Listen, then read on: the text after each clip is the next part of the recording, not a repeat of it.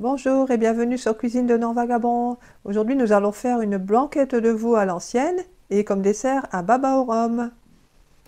Pour réaliser la blanquette pour 8 personnes, nous aurons besoin de 1,4 kg d'épaule ou de collier de veau. Pour la garniture aromatique, 200 g de carottes, 2 oignons, 2 clous de girofle, 200 g de blanc de poireau, un bouquet garni, 2 gousses d'ail. Pour le mouillement, nous aurons besoin de 2 litres de fond de veau. Pour le velouter, nous aurons besoin de 60 g de beurre, 60 g de farine et 1 litre de fond de cuisson, 20 centilitres de crème fraîche épaisse, 2 jaunes d'œufs. Pour la garniture à l'ancienne, 250 g de champignons. Et pour les assaisonnements, du sel et poivre et du gros sel.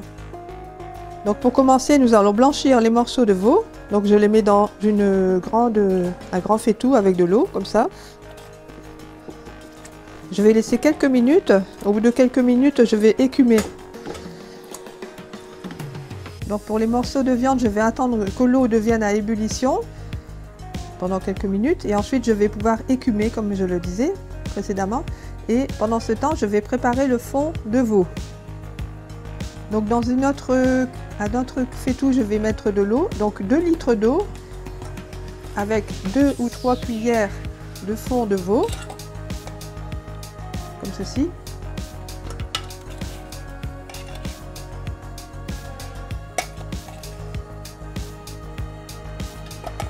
Et je mélange bien au fouet.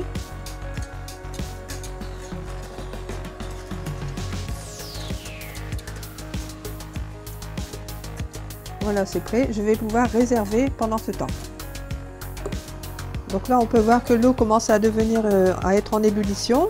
Donc je prépare un bol d'eau avec mon écumoire et je vais commencer à écumer. Donc c'est-à-dire qu'on enlève la sorte de mousse blanche, vous voyez, au fur et à mesure. Donc je mets hop dans le petit bol ici.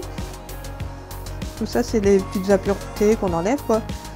Et c'est ce que vous ne retrouverez pas lors de la cuisson. Donc c'est parti, j'enlève tout. Et ensuite, quand j'aurai tout enlevé les petites impuretés, donc voilà, j'écume bien. Ensuite, je vais enlever tous les morceaux de viande et je vais les rincer à l'eau froide.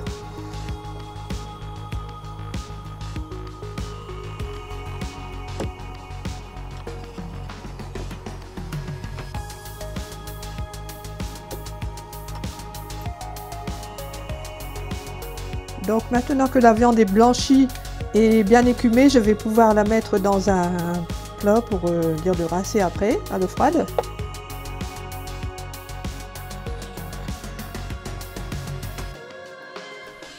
Là maintenant j'ai pris les morceaux, je me rapproche de l'eau et je rince avec de l'eau froide, comme ceci. Pour dire d'enlever vraiment les impuretés.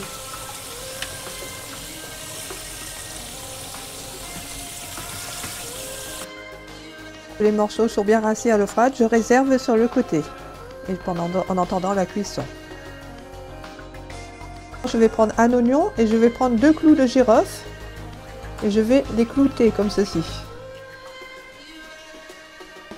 Voilà.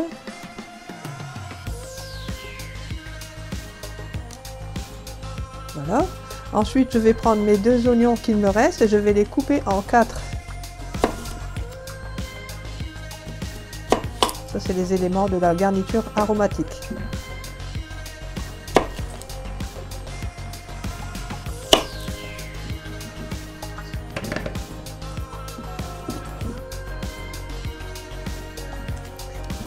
Pour les blancs de poireaux, je les ai lavés soigneusement et coupés à peu près en portions comme ceci, c'est suffisant. Ensuite, je vais passer aux carottes.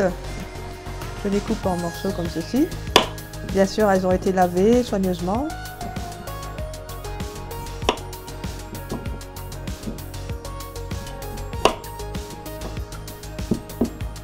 Donc, d'abord en deux, en plus encore en deux. Selon la grosseur, bien sûr, des carottes, on fait soit encore une fois, encore en deux.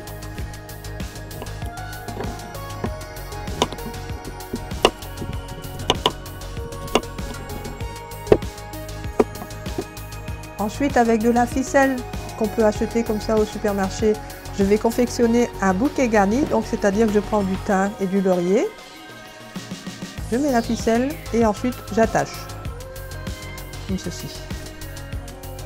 On fait pour pas que le thym et le laurier s'échappent pendant la cuisson. Donc voilà, on fait un nœud, hop, etc.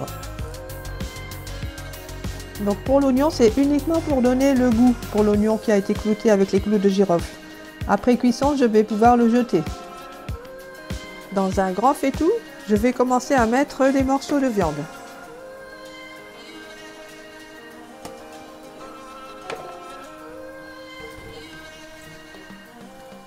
Voilà. Puis je vais ajouter le fond de veau que nous avons réalisé tout à l'heure. Je mets par-dessus.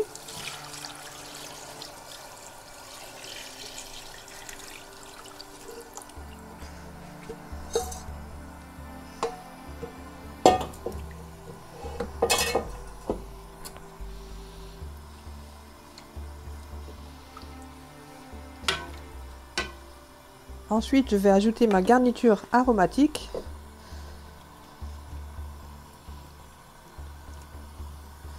Donc les poireaux, les blancs de poireaux, les carottes, l'oignon clouté, les autres oignons coupés en quartiers, le bouquet garni.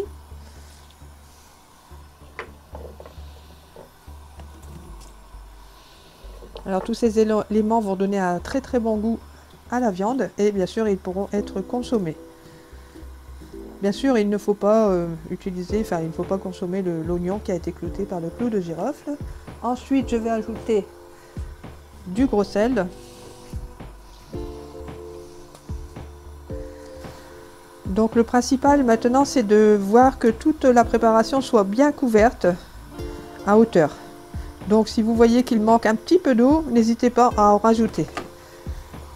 Voilà, donc je rajoute un petit peu d'eau quand même. Voilà, c'est parfait. Vous voyez là, on voit que là, il y a bien assez d'eau. Et je vais laisser cuire pendant 40 à 50 minutes sur le feu, à couvert. Bien sûr, si je vois que le mélange a besoin d'être écumé de temps en temps, je vais enlever un petit peu d'écume. Maintenant, je couvre. Et c'est parti pour la cuisson. Je vais vérifier si la viande est assez cuite.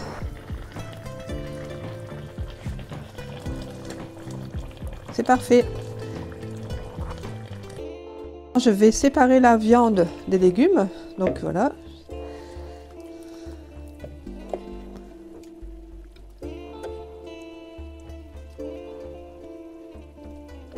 L'oignon clouté et le bouquet garni, je vais le jeter.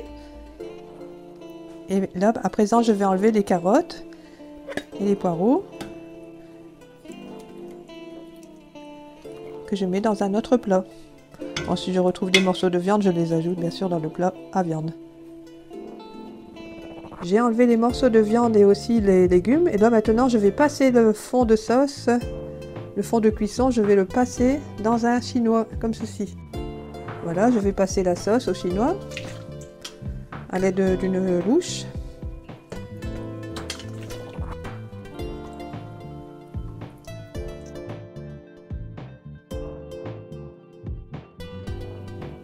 Voilà, on peut voir que le fond de sauce est bien passé. Il n'y a plus de morceaux. Maintenant, je vais réaliser le velouté. Donc pour cela, je vais faire un roux blanc. Donc je prends le beurre, comme ceci. Et j'ajoute la farine. Voilà. Ensuite, avec les mains, je vais bien mélanger le tout. Et une fois que la farine sera bien incorporée au beurre, j'ajouterai le fond que j'ai passé au chinois.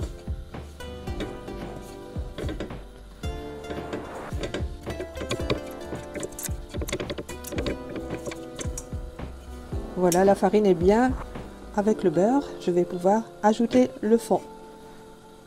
J'ai toujours une pensée pour nos amis les Ferchamps sur YouTube. N'hésitez pas à aller faire un petit tour sur leur page, ils sont super sympas. Nous espérons les croiser sur notre route à l'occasion Mais là, ça sera sur la chaîne Nord-Vagabond. Bisous les copains! Et là, je vais maintenant ajouter le fond sur le roux. Comme ceci. Avec le fouet, je mélange bien.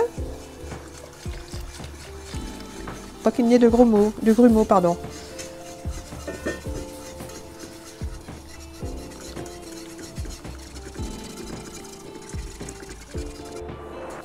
Je vais saler et poivrer.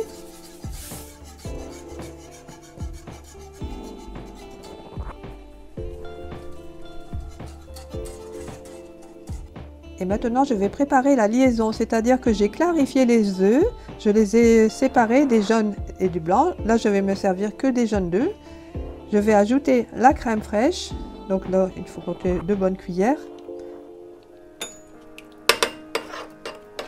que l'on mélange bien.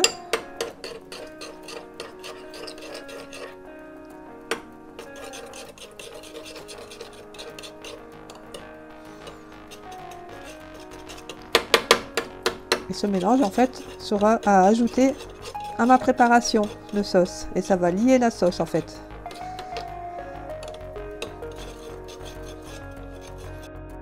Je réchauffe la préparation et je vais pouvoir ajouter les 2 jaunes d'œufs avec la crème fraîche à l'intérieur. C'est parti. Comme ceci, on laisse ça un petit peu. Ça va créer un velouté.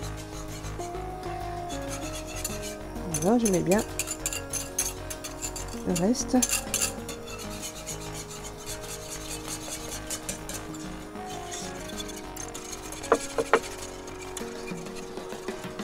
Et je peux ajouter les champignons à la préparation, les champignons émincés, comme ceci.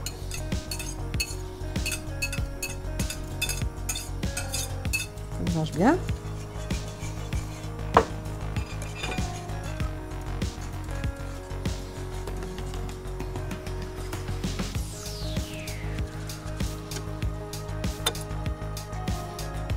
Là, je vais goûter pour voir s'il faut rajouter du sel ou du poivre.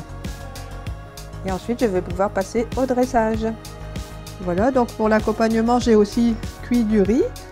Et là, maintenant, il ne me reste plus qu'à mettre la sauce.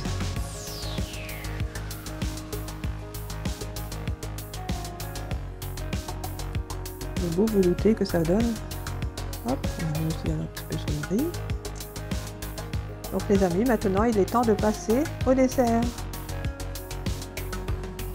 Nous allons démarrer la préparation du baba au rhum. Pour la cuisson du savarin, nous aurons besoin d'un plat comme ceci. Alors, il peut aller au four comme ceci.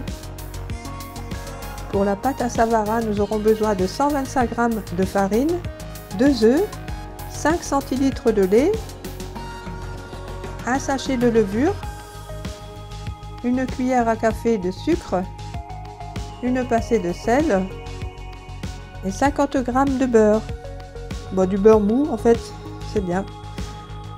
Pour le sirop, pour abîmer le gâteau, nous aurons besoin de 1 demi-litre d'eau, 250 g de sucre semoule et 6 cuillères à soupe de rhum. Pour la crème pâtissière, nous aurons besoin de 1 demi-litre de lait, 50 g de farine, 100 g de sucre, 2 jaunes d'œufs et un sachet de sucre vanillé. Avant de réaliser la préparation, je vais allumer le four à 180 degrés, thermostat 6. Donc dans un saladier, je vais mettre la farine, la levure,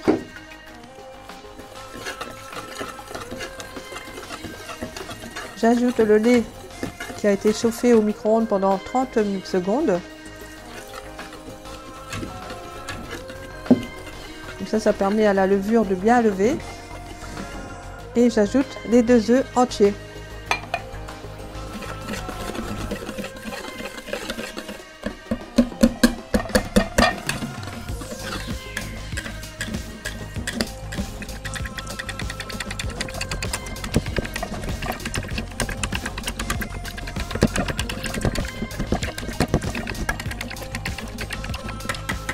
Maintenant, je vais laisser reposer le mélange 40 minutes à chaleur ambiante, avec bien sûr un torchon par-dessus. Voilà, je mets le torchon par-dessus. Pendant que la pâte repose, nous allons préparer le sirop. Alors dans une casserole, je mets l'eau.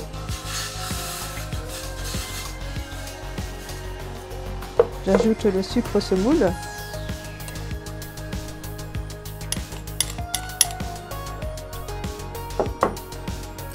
Et les 6 cuillères à soupe de rhum.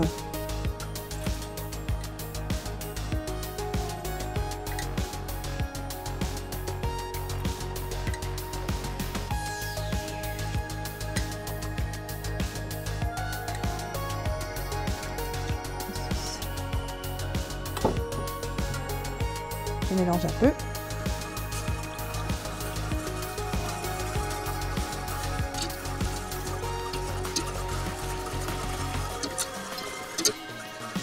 Je vais attendre qu'il y ait une légère ébullition. Maintenant que le mélange est à ébullition, je vais pouvoir arrêter la cuisson, réserver, et le mélange me servira à mettre sur le gâteau une fois cuit. À ce moment-là, je le réchaufferai un peu. Là, je vais mettre un couvercle par-dessus et je vais réserver sur le côté. Maintenant, nous allons réaliser la crème pâtissière. Donc, dans une casserole, je vais mettre le lait.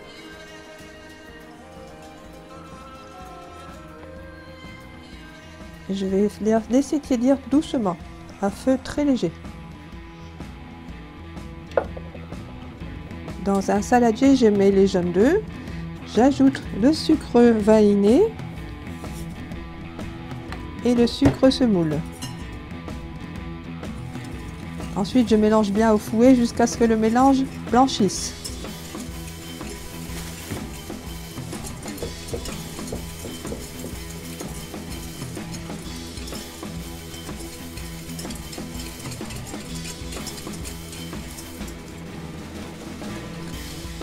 Le mélange a bien blanchi, je vais pouvoir ajouter la farine.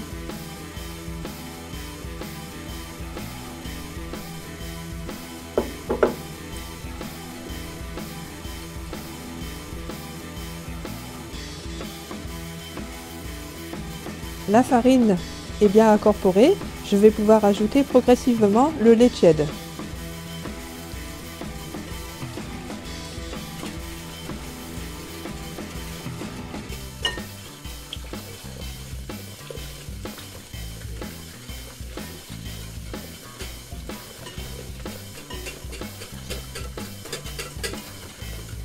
J'essaye de fouetter énergiquement pour pas qu'il y ait de grumeaux.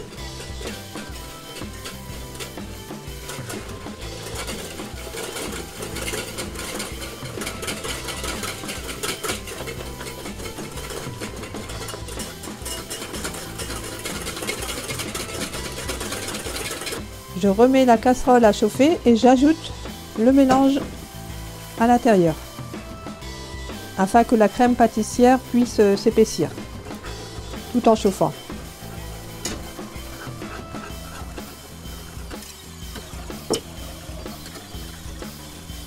Donc logiquement ça va très vite.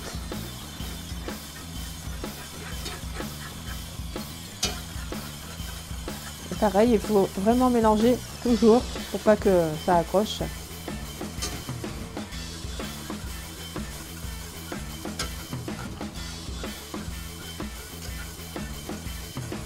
On peut voir que c'est bien épaissi. Je vais pouvoir arrêter le feu et remettre dans le plat pour que ça refroidisse.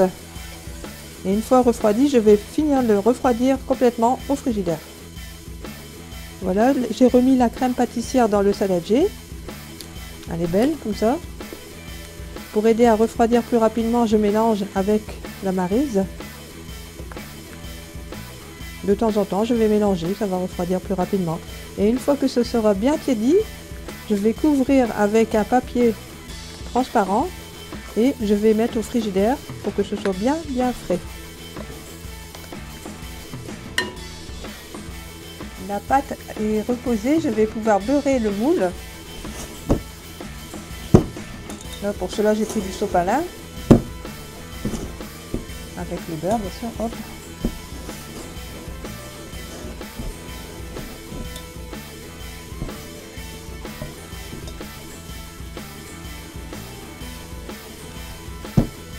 Voilà, je mets sur le côté.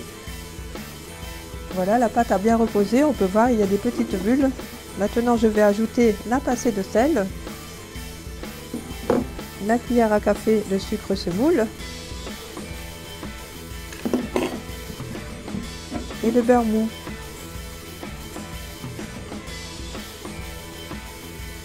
Je mélange bien.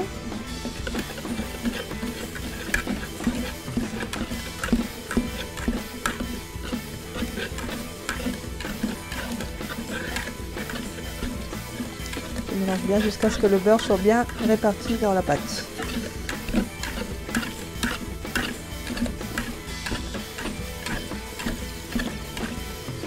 Maintenant, je vais répartir la pâte dans le plat de cuisson. Donc voilà, je tourne de temps en temps.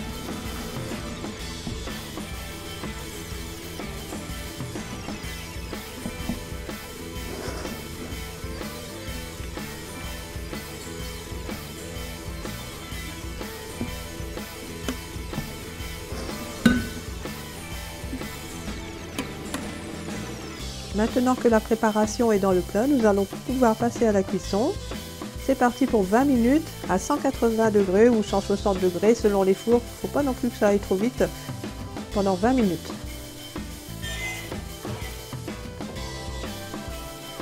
Voilà, le gâteau est cuit, on peut voir avec le couteau. Là, je viens de le démouler sur une assiette. Et aussi, j'ai réchauffé à nouveau le sirop d'imbibage. On peut voir, il est réchauffé, vous voyez. Là, maintenant, on va imbiber le gâteau. Avec une louche, je prends, voilà, et je vais progressivement imbiber le gâteau. Comme ça va lui permettre de gonfler.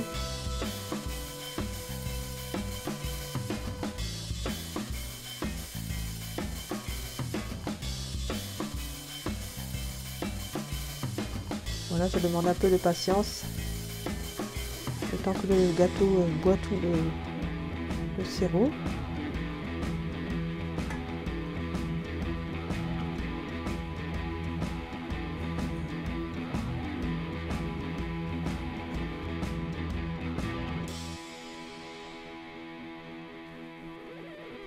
Donc là, clairement, on peut voir que le sirop d'imbibage a bien fait gonfler le gâteau.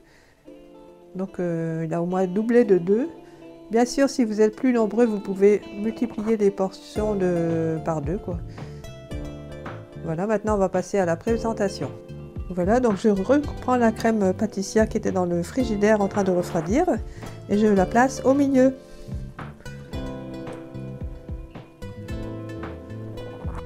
Alors là, on l'a fait avec une crème pâtissière, mais ça peut être aussi dégusté avec une crème chantilly. Comme ça.